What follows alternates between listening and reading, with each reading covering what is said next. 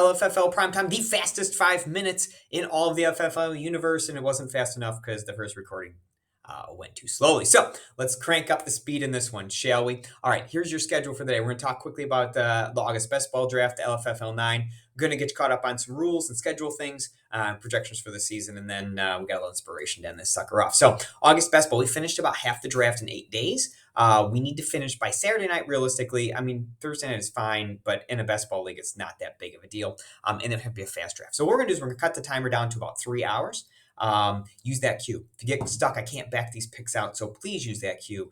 Please be ready to rock and roll. We should be done in plenty of time for the season to start. If Dallas and Tampa Bay isn't included because we didn't finish the draft, I'll go back and score correct. However, I'm pretty certain they will be included. Knowing Fantrax.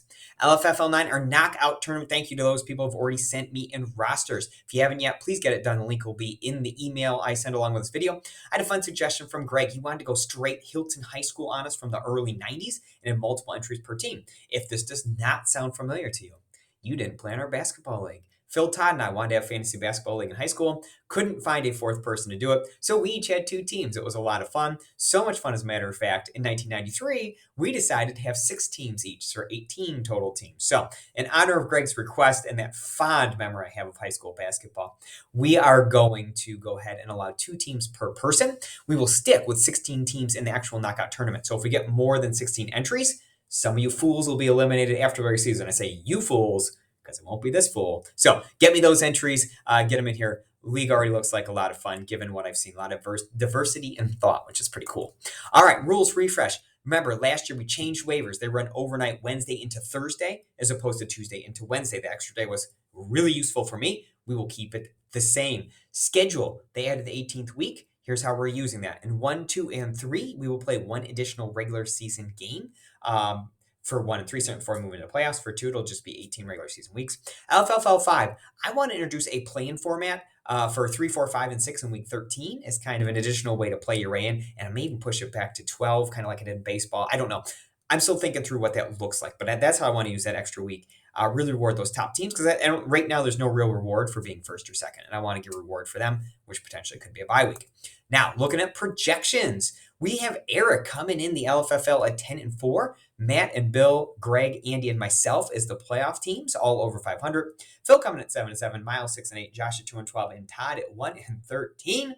That is going to be a theme as we get going through these projections. Apparently, Todd did something to Fantrax that they did not like.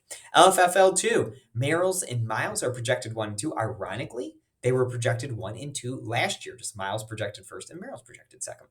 Greg, Eric, both at 11-6. Andy at 10-7. Bill, the defending champ, at 9-8. I am at 8-9. Phil, Sean, 4-13. And look at Todd, 3-14. So I don't know what he did. I really don't. Good news. We rebound here. They do like Todd more in this league. Matt, the defending champ, is projected to clock us all this year at 13-1. Greg, 11-3. Todd, Miles, 8-6. Myself, Phil, and Matt Brennan all tied at 7-7. Eric, 4-10. Andy, 3-11. Bill at 2-12. No surprise there. This is the format he likes the least, and his record indicates he should like it the least, because it is not good in these formats. Nate and Sean, sorry, I haven't updated that schedule yet, so you technically don't play a game. You're actually 0-0 in their projections. Now, LFFL 5, I am projected to go 12-1. Greg 10-3, Eric 10-3, Bill 9-4, Phil 8-5, Andy 6-7, Nate and Miles 4-9, and look at here, Sean and Todd at 1-12. Yes, that's right. Todd has projected 6 total wins across 3 leagues. Fantrax does not like Todd. Moving on, we put some COVID considerations in last year. I think we're going to stick with them this year. IR spots all stay the same. We had this late scratch idea that would address late scratch, not just for COVID, but for these situations. Like Noah Fant had a time last year where he was all set to play, and like last minute he had like a stomach issue and he didn't play at all. So we are going to continue with this rule moving forward. We really didn't have to use it, I think, but once or twice last year.